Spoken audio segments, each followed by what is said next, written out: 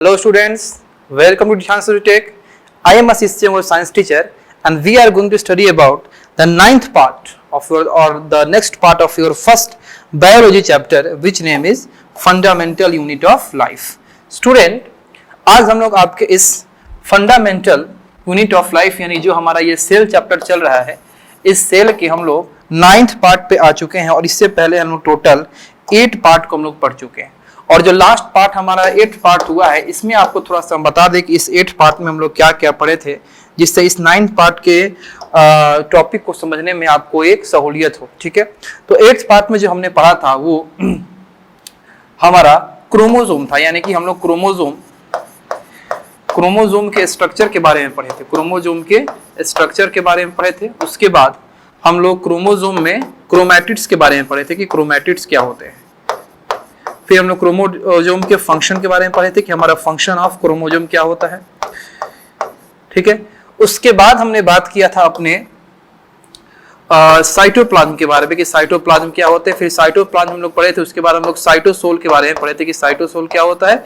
फिर हम लोग देखे थे कि हमारा सेल ऑर्गेनेल्स जो है एक बेसिक देखे थे कि सेल ऑर्गेनेल्स क्या होते हैं। ठीक है, और आज से हम लोग इसी सेल ऑर्गेनेल्स के 1 बाय 1 जितने भी आपके सेल ऑर्गेनेल्स आपको क्लास 9th में पढ़ने हैं उसको 1 बाय 1 हम लोग पढ़ने का प्रयास करेंगे और 1 बाय 1 आपको स्टार्ट करेंगे। तो फिर से आपका स्वागत है दीक्षांत एडुटेक के इस प्लेटफॉर्म पे।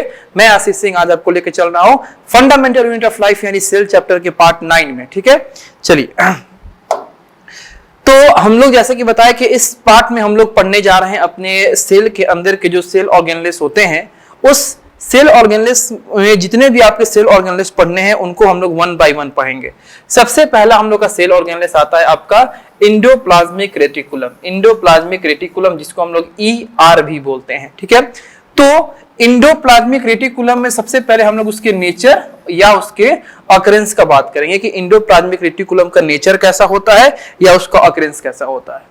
तो आपके सेल के अंदर जब आप सेल को माइक्रोस्कोप से देखोगे तो आपके सेल के अंदर कुछ मेम्ब्रेन बाउंड आपके नेटवर्क दिखाई देंगे। क्या दिखाई देंगे आपको? मेम्ब्रेन बाउंड या मेम्ब्रेनियस नेटवर्क दिखाई देंगे जो खुद एक फ्लूइड से भरे हुए होंगे, जो किसी खास प्रकार के फ्लूइड से भरे हुए होंगे। जैसे कि मान लीजिए ल्यूमेन नाम का वो फ्लूइड है, तो आपके सेल के अंदर मेम्ब्रेन बाउंड आपका एक नेटवर्क होगा। नेटवर्क का मतलब कि एक जगह से दूसरी जगह तक किसी सब्सटेंस को ट्रांसपोर्ट कराने वाला। वो देखने में भी लग जाएगा कि वो 2 जगह से जुड़ा हुआ है। ठीक है, तो आपके सेल के अंदर एक आपका मेम्ब्रेन वाला नेटवर्क होगा जिसके अंदर कुछ फ्लूइड होंगे और वो खुद जो आपका मेम्ब्रेनियस आपका जो नेटवर्क है वो आपके सेल के लगभग कैविटी को पूरी तरीके से भरा रखा होगा। आपके सेल के अंदर का जो कैविटी होता है उस कैविटी को पूरी तरीके से भर के रखता है। तो इसी मेम्ब्रेनियस नेटवर्क को हम लोग क्या कहते हैं? एंडोप्लाज्मिक रेटिकुलम कहते हैं। इसी मेम्ब्रेनियस नेटवर्क को हम लोग क्या कहते हैं? एंडोप्लाज्मिक रेटिकुलम कहते हैं, जो आपके सेल के अंदर एक नेटवर्क का काम करता है। अब नेटवर्क का काम क्यों करता है? क्योंकि ये जो हमारा एंडोप्लाज्मिक रेटिकुलम होता है ये आपके 2 सिरों से कनेक्टेड होता है, 2 पार्ट से कनेक्टेड होता है, 2 कंपोनेंट से कनेक्टेड होता है। पहला आपका होता है न्यूक्लियर मेम्ब्रेन और दूसरा आपका होता है प्लाज्मा मेम्ब्रेन। एक साइड से ये न्यूक्लियर मेम्ब्रेन से कनेक्टेड होता है और दूसरी साइड से ये प्लाज्मा मेम्ब्रेन से कनेक्टेड होता है, जिसके चलते ये सब्सटेंसेस के इन और आउट के लिए क्या होता है? रिस्पॉन्सिबल होता है। ठीक है, चलिए हम बात करेंगे दूसरा कि एक साइड से ये एंडोप्लाज्मिक रेटिकुलम किससे कनेक्टेड है? आपका outer membrane of nucleus. Outer membrane of nucleus यानी कि nuclear membrane. Outer membrane of nucleus यानी कि कौन सा मेम्ब्रेन? Nuclear membrane. और दूसरे साइड से आपका किससे कनेक्टेड होता है? आपका दूसरे साइड से ये कनेक्टेड होता है प्लाज्मा मेम्ब्रेन से। किससे कनेक्टेड है? प्लाज्मा मेम्ब्रेन से कनेक्टेड है। देखिए, अब ये जो एंडोप्लाज्मिक रेटिकुलम होते हैं ये 3 फॉर्म्स में आपके पाए जाते हैं। 3 फॉर्म्स में सबसे पहला होगा सिस्टर्न। सिस्टर्न का मतलब होता है, मान लीजिए कि आपका ये जो फ्लूइड फील्ड आपका सैक का मतलब होता है गुच्छा। सैक का मतलब क्या होता है? गुच्छा। गुच्छा मतलब कि आपका एक स्फेरिकल पार्ट जिसके अंदर फ्लूइड भरे हुए हों, जिसके अंदर क्या भरा हुआ? फ्लूइड भरा हुआ है। तो फ्लूइड से भरा हुआ जो एक आपका पैकेट होता है, एक सैक जो होता है, उसी को हम क्या कहते हैं? सिस्टर्न कहते हैं। ठीक है, फिर दूसरा होता है आपका वेसाइकल्स। दूसरा क्या होता है आपका? वेसाइकल्स। और तीसरा क्या होता है? ट्यूब्यूल्स। वेसाइकल का मतलब कि ये आपका एक जो लेयर है या इसको इलोंगेट करने के बाद इस प्रकार का जो लेयर बनेगा, तो ये जो बाउंड्री है, ये जो बाउंड्री है, इसी को हम लोग क्या बोलेंगे? वेसाइकल्स बोलेंगे। ट्यूब्यूल, ट्यूब्यूल का मतलब जो एक ट्यूब के फॉर्म में हो, जो किसके फॉर्म में हो, ट्यूब के फॉर्म में हो, उसको हम लोग क्या बोलेंगे, ट्यूबूल बोलेंगे। तो ये जो आपका इंडोप्लाज्मिक रेटिकुलम होते हैं वो 3 फॉर्म में पाए जाते हैं। ये आपका देखिए, ये आपका हो गया सिस्टर्न, ठीक है, ये आपका हो गया सिस्टर्न जो किसी ना किसी फ्लूइड से पूरे भरे हुए होंगे। ये आपका फ्लूइड से क्या होता है, भरा हुआ होता है, तो ये हो गया सिस्टर्न। दूसरा आपको बताए थे वेसाइकस, देखिए ये आपका हो गया वेसाइकस, जो या तो इलोंगेट करके या आपके कॉन्ट्रैक्ट करके छोटे बड़े साइज के होते हैं, ये हो गया वेसाइकस। और तीसरा होता है ट्यूब्यूल, ट्यूब्यूल का मतलब जो ट्यूब के फॉर्म में हो, जो किस फॉर्म में हो, जो ट्यूब के फॉर्म में, उसको हम लोग क्या बोलेंगे, ट्यूब्यूल का नाम देंगे, ठीक है। तो ये आपका इंडोप्लाज्मिक रेटिकुलम का क्या होते हैं, 3 तरह के आपके फॉर्म होते हैं, जिस फॉर्म में हमारा इंडोप्लाज्मिक रेटिकुलम जो है वो पाया जाता है, ठीक है। अब चलिए, ये जो इंडोप्लाज्मिक रेटिकुलम होते हैं इसके 2 टाइप्स होते हैं। कितने टाइप्स होते हैं, 2। पहला होता है आपका रफ इंडोप्लाज्मिक रेटिकुलम, जिसको हम लोग RER बोलते हैं, और दूसरा होता है आपका स्मूथ इंडोप्लाज्मिक रेटिकुलम, जिसको हम लोग SER बोलते हैं, ठीक है। पहला आपका हो गया रफ इंडोप्लाज्मिक रेटिकुलम RER, और दूसरा हो गया स्मूथ इंडोप्लाज्मिक रेटिकुलम, जिसको हम लोग बोलेंगे SER, ठीक है। अब ये RER यानी ये जो हमारा इंडोप्लाज्मिक रेटिकुलम आपका एक तरफ से रफ है और दूसरे जगह पे वही इंडोप्लाज्मिक रेटिकुलम जो है वो क्या है, आपका स्मूथ है। तो रफ क्यों है और स्मूथ क्यों है, इसके बारे में जानना है। तो जो आपका रफ इंडोप्लाज्मिक रेटिकुलम होता है, ये इसलिए रफ होता है क्योंकि उसके सरफेस के ऊपर क्या होते हैं, राइबोसोम अटैच होते हैं। राइबोसोम्स के अटैच होने के चलते वो क्या होता है, आपका रफ होता है। और ये राइबोसोम का काम क्या है, आपने पहले भी पढ़ा था, पहले भी आपको बताए हैं कि इस राइबोसोम का काम है हमारे प्रोटीन का फॉर्मेशन करना, हमारे प्रोटीन के सिंथेसाइज करना, हमारे प्रोटीन में ब्रेक डाउन करना, हमारे प्रोटीन का ब्रेक डाउन करना। तो ये जो आपका राइबोसोम से ये इसी रफ इंडोप्लाज्मिक रेटिकुलम के सरफेस के ऊपर क्या होता है, अटैच होता है। और इस राइबोसोम के अटैच होने के चलते इस रेटिकुलम को हम लोग क्या बोलते हैं, रफ इंडोप्लाज्मिक रेटिकुलम बोलते हैं। दूसरा होता है आपका स्मूथ इंडोप्लाज्मिक रेटिकुलम। ये जो आपका स्मूथ इंडोप्लाज्मिक रेटिकुलम है, जिसका शॉर्ट फॉर्म हम लोग SER से डिनोट करते हैं, ये आपके विदाउट राइबोसोम्स होते हैं, इनके अंदर राइबोसोम आपका नहीं होता है, ठीक है। तो इनके अंदर राइबोसोम नहीं होता है, तो इनका फंक्शन क्या होता है, तो इनका फंक्शन होता है आपका लिपिड्स को सेक्रेट करना। क्या होता है, लिपिड्स को सेक्रेट करना, ठीक है। 3 डायमेंशनल इंडोप्लाज्मिक रेटिकुलम, ठीक है। ये आपके जो इंडोप्लाज्मिक रेटिकुलम होते हैं 3 डायमेंशनल होते हैं, यानी कि इसमें लेंथ, ब्रेथ, हाइट तीनों होता है। अब इसके पिक्चर को हम देखेंगे आगे। अब उस एक आपको नोट समझिए कि जो ER is absent in the red blood cells of mammals. जो मैमल्स का रेड ब्लड सेल होता है, जो मैमल्स का रेड ब्लड सेल होता है यानी कि RBC, इसमें आपके इंडोप्लाज्मिक रेटिकुलम क्या होते हैं, एब्सेंट होते हैं। इसमें आपके इंडोप्लाज्मिक रेटिकुलम क्या होते हैं, एब्सेंट होते हैं। इस बात को आपको ध्यान देना होगा।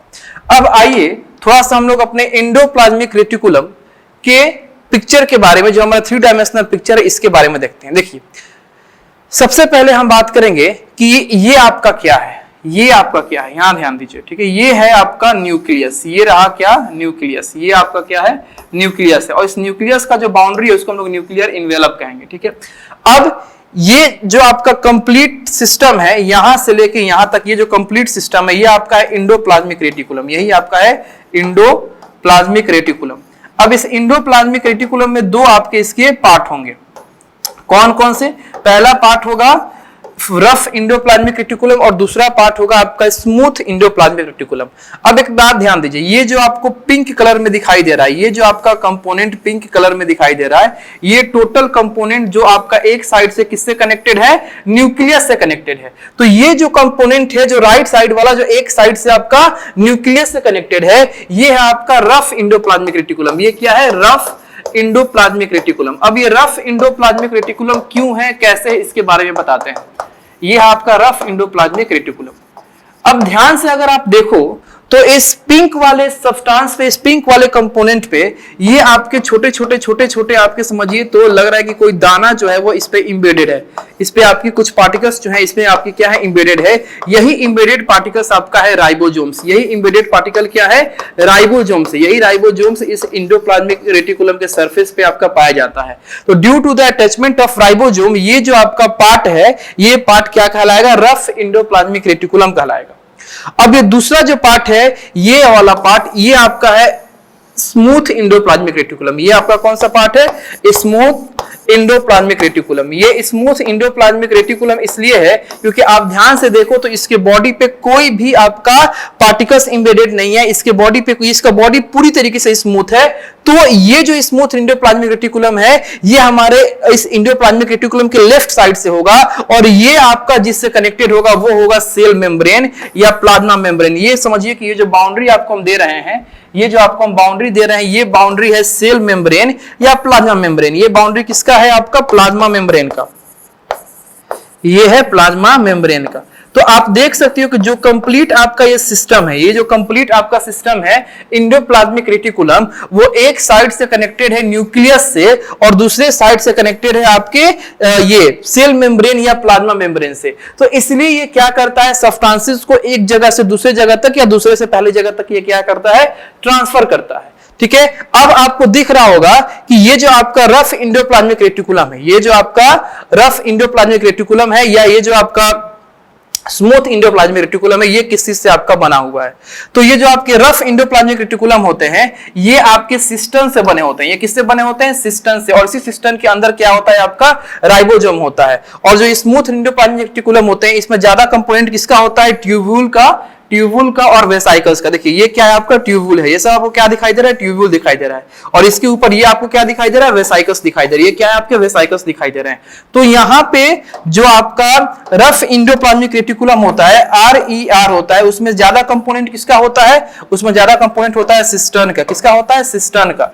सिस्टन यानी कि फ्लूइड फिल्ड सैक्स या पैकेट। ठीक है, अब जो आपका SER होता है, स्मूथ इंडोप्लाज्मिक रेटिकुलम, ये जो SER होता है इसमें ज्यादा कंपोनेंट आपके होते हैं किसके? ट्यूब्यूल के और साथ ही साथ किसके? ये वेसाइकल्स के। ट्यूब्यूल के या आपका ज्यादा कंपोनेंट होते हैं किसके? वेसाइकल्स के। ठीक है, तो इस बात को आपको क्या करना है? ध्यान देना है। चलिए, तो यहां स्ट्रक्चर से आपने देखा कि आपका endoplasmic reticulum, rough endoplasmic reticulum कैसा दिखता है, स्मूथ इंडोप्लाज्मिक रेटिकुलम कैसा दिखता है। जो इंडोप्लाज्मिक रेटिकुलम 3 फॉर्म में पाया जाता है, वेसाइकल, सिस्टन एंड ट्यूब्यूल, वो किस तरीके से और कहां पे होते हैं। ठीक है, अब हम लोग अपने इंडोप्लाज्मिक रेटिकुलम के कुछ जनरल फंक्शन और कुछ स्पेशल फंक्शन को पढ़ने जा रहे हैं। तो सबसे पहला है कि हमारा फंक्शन ऑफ इंडोप्लाज्मिक रेटिकुलम। तो सबसे पहला फंक्शन आपका ये होगा कि endoplasmic reticulum forms supporting skeletal framework of a cell. अब सेल के कैविटी की बात करें तो सेल के कैविटी के अंदर आपके मैक्सिमम अमाउंट में यही भरे पड़े होते हैं, यही आपके मेम्ब्रेनियस नेटवर्क आपके इंडोप्लाज्मिक रेटिकुलम ही होता है। इसलिए कह रहा है कि अगर हम अपने सेल के फ्रेमवर्क का बात करें तो सेल का जो आपका फ्रेमवर्क है या सेल का जो स्केलेटल फ्रेमवर्क है उसको कौन सपोर्ट करता है? उसको यही आपका इंडोप्लाज्मिक रेटिकुलम जो है वो सपोर्ट करता है, क्योंकि ज्यादा कंपोनेंट पे ज्यादा मात्रा में आपका यही इंडोप्लाज्मिक रेटिकुलम आपका पाए जाते हैं एक सेल के कैविटी के अंदर। दूसरा है इंडोप्लाज्मिक रेटिकुलम क्या करता है? एक पाथवे प्रोवाइड करता है, एक ट्रांसपोर्टिंग वे, एक तरीका, एक रास्ता प्रोवाइड करता है। किस लिए? डिस्ट्रीब्यूशन ऑफ न्यूक्लिक मटेरियल, यानी distribution of nuclear material from one cell to another cell. जैसे मान लीजिए कि ये आपका एक सेल है और ये आपका दूसरा सेल है। ठीक है, यहाँ पे पहले सेल का न्यूक्लियस है, यहाँ पे दूसरे सेल का न्यूक्लियस है।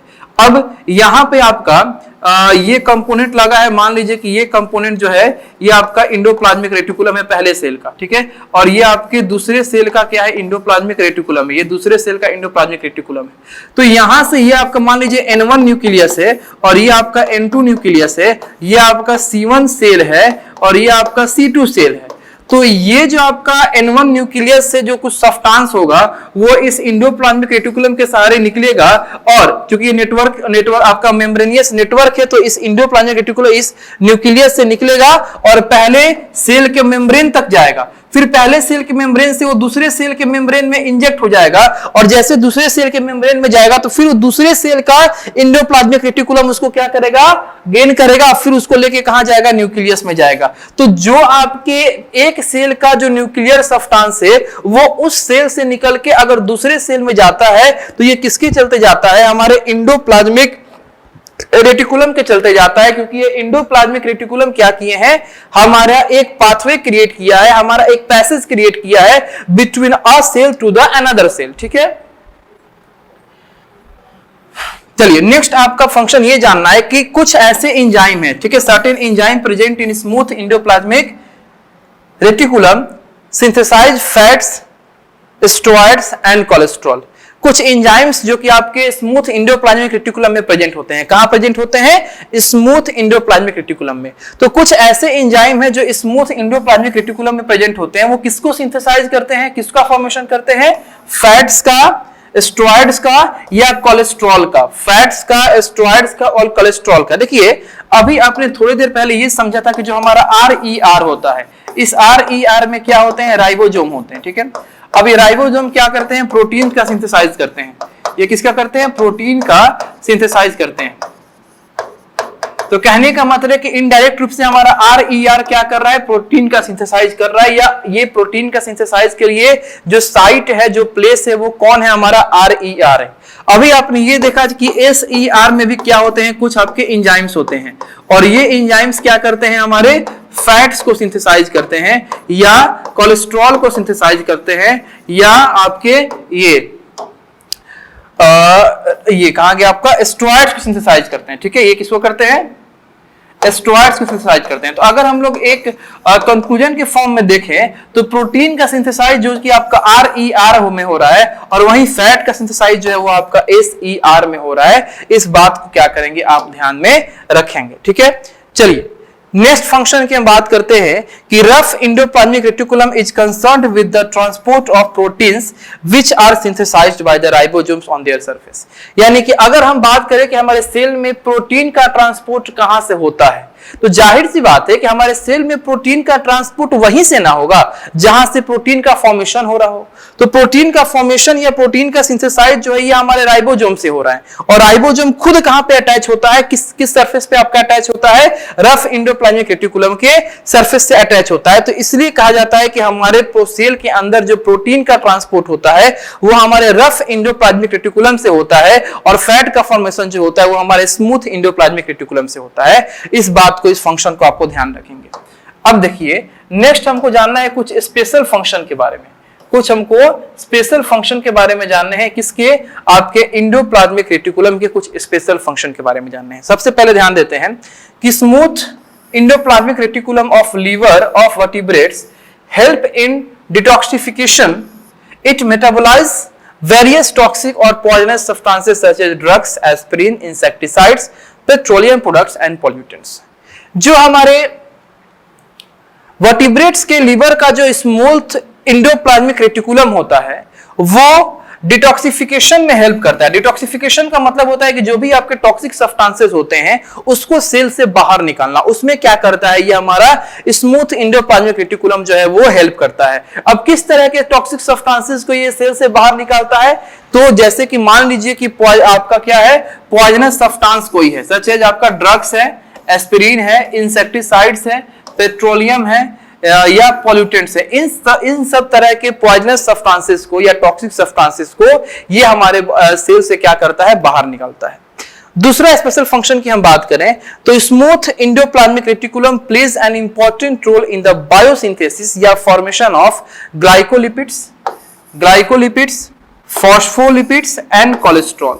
जो स्मूथ एंडोप्लाज्मिक रेटिकुलम होते हैं वो किसके फॉर्मेशन में एक स्पेशल रोल प्ले करते हैं? तो ग्लाइकोलिपिड्स के फॉर्मेशन में, फॉस्फोलिपिड के फॉर्मेशन में और कोलेस्ट्रॉल के फॉर्मेशन में।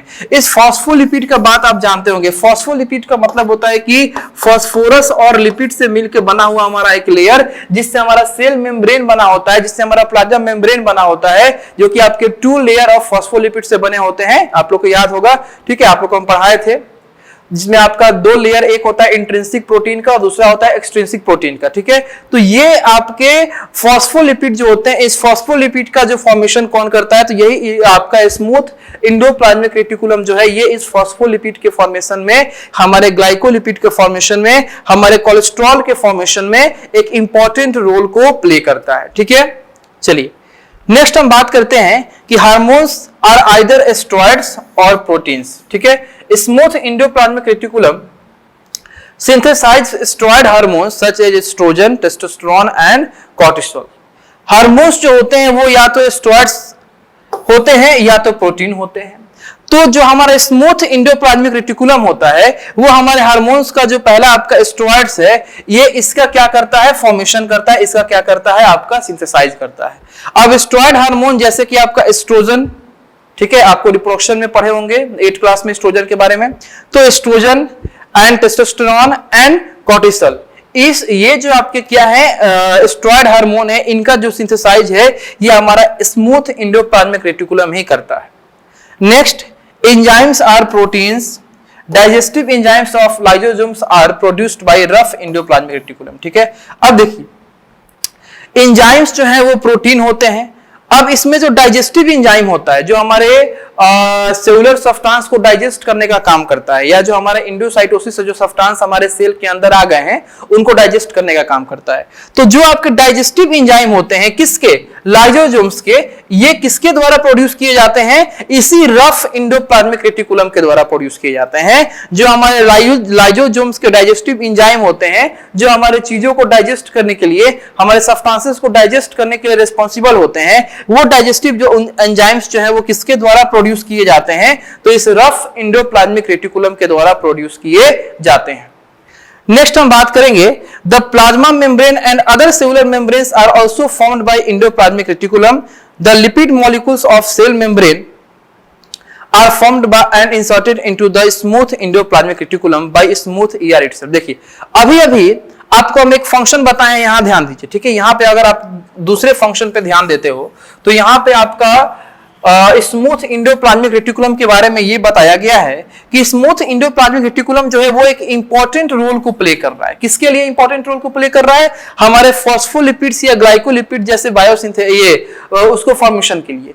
अब ये जो हमारे फॉस्फोलिपिड या ग्लाइकोलिपिड्स होते हैं, ये इनका काम क्या होता है, इनका काम होता है हमारे मेम्ब्रेन का फॉर्मेशन करना। जैसे अगर हम फॉस्फोलिपिड का बात करें तो फॉस्फोलिपिड्स के लेयर को मिला के हमारा प्लाज्मा मेम्ब्रेन या सेल मेम्ब्रेन बनता है। तो कहीं ना कहीं हम ये भी कह सकते हैं कि जो हमारा प्लाज्मा मेम्ब्रेन है या जो अदर हमारा सेलुलर मेम्ब्रेन है, ये भी हमारे इंडोप्लाज्मिक रेटिकुलम से ही बनाया जाता है। क्यों? क्योंकि जो लिपिड मॉलिक्यूल हैं हमारे सेल मेम्ब्रेन के, ये किसके द्वारा फॉर्म किए जाते हैं, तो लिपिड मॉलिक्यूल हमारे स्मूथ इंडोप्लाज्मिक रेटिकुलम के द्वारा फॉर्म किए जाते हैं, और उस लिपिड मॉलिक्यूल से ही आपका सेल मेम्ब्रेन या अदर सेलुलर मेम्ब्रेन का फॉर्मेशन होता है। तो इनडायरेक्ट रूप से हम ये भी कह सकते हैं कि अगर हमारे लिपिड मॉलिक्यूल से सेल मेम्ब्रेन या अगर सेलुलर मेम्ब्रेन का फॉर्मेशन हो रहा है और वो लिपिड मॉलिक्यूल हमारे स्मूथ इंडोप्लाज्मिक रेटिकुलम के द्वारा फॉर्म किए जा रहे हैं, तो कहीं ना कहीं आपका स्मूथ इंडोप्लाज्मिक रेटिकुलम ही रिस्पांसिबल है किसके लिए, हमारे सेल मेम्ब्रेन या अदर सेलुलर मेम्ब्रेन के फॉर्मेशन के लिए। ठीक है,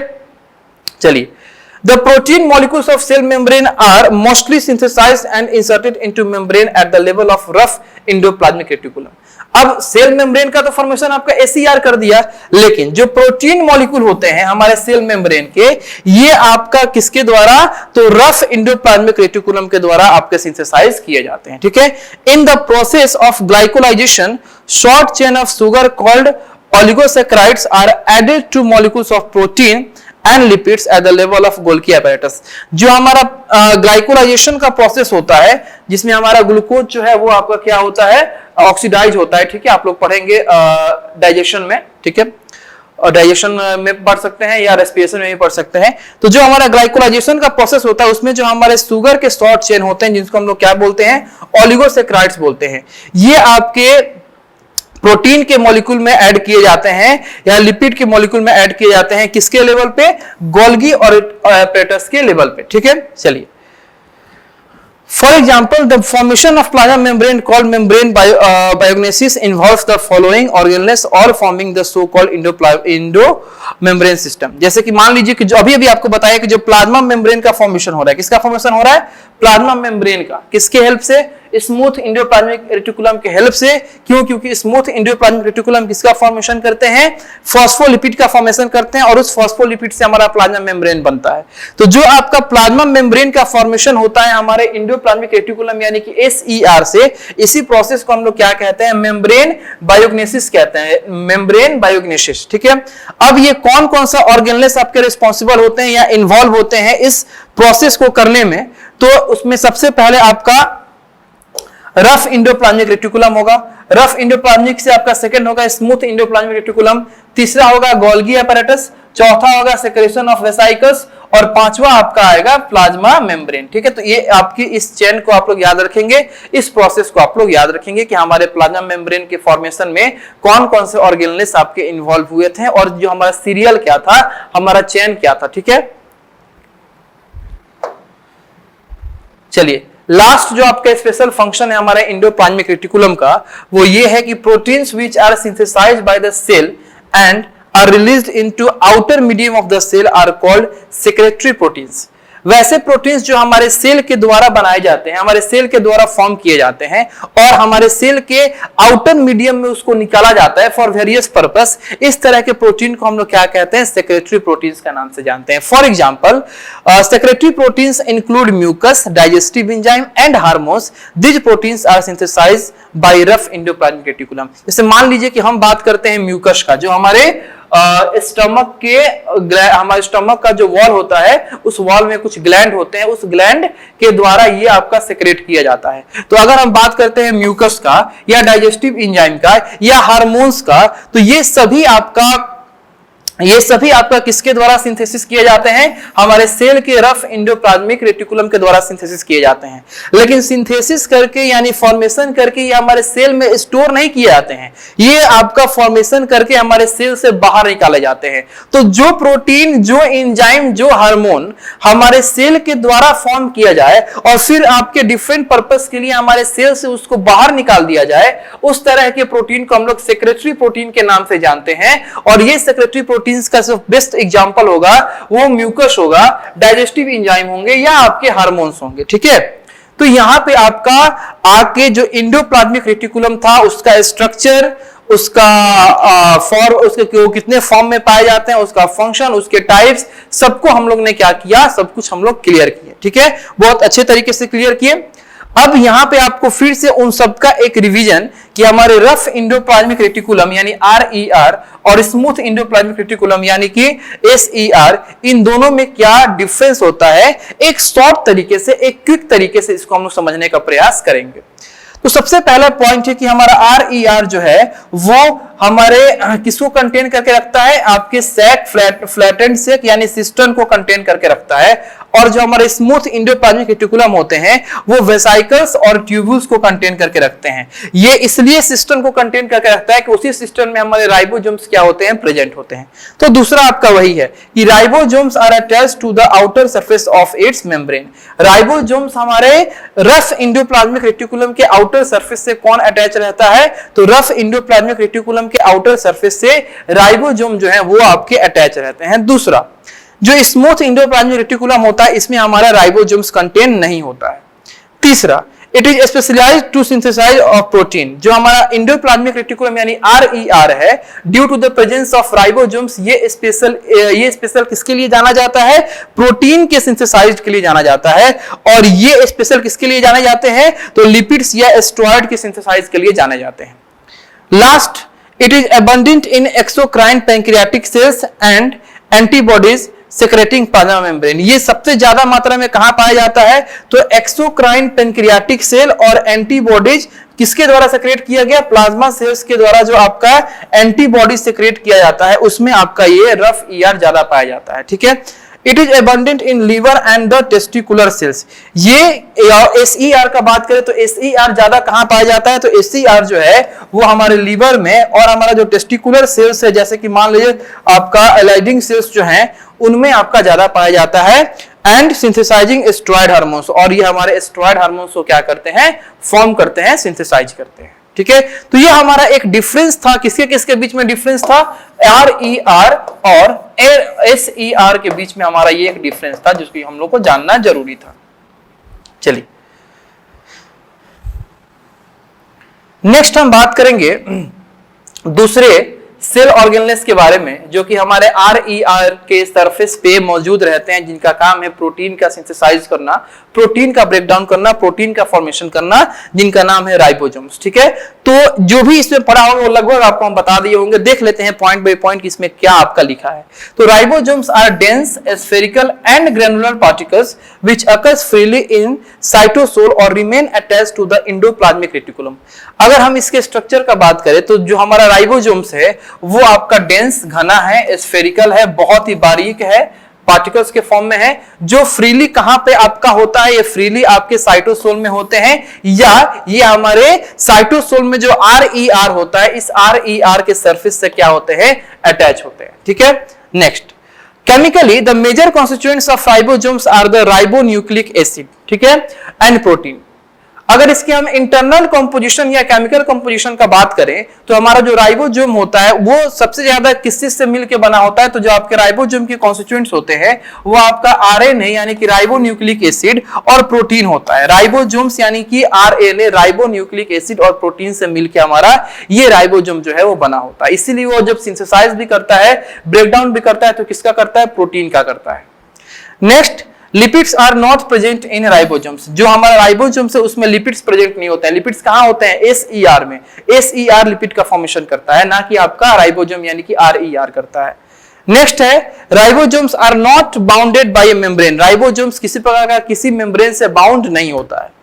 they are present both in prokaryotic and eukaryotic except mammalian RBC। पहले भी आपको बताया था कि जो मैमेलियन RBC होते हैं यानी RBC का जो हमारा मैमल्स का जो RBC होता है उसमें RER नहीं होता है। RER हमारे मैमल्स के RBC में नहीं होता है।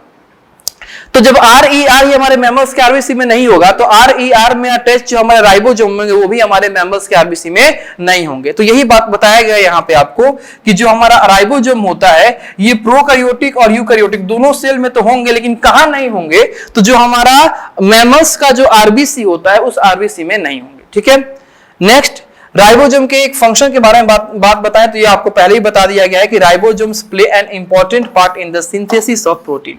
प्रोटीन के सिंथेसिस में ये राइबोसोम जो है बहुत ही इंपॉर्टेंट रोल को क्या करते हैं, प्ले करते हैं। ठीक है, चलिए यहाँ पे आपको क्या दिया गया है, एक राइबोसोम्स का protein synthesis on the ribosomes of RER।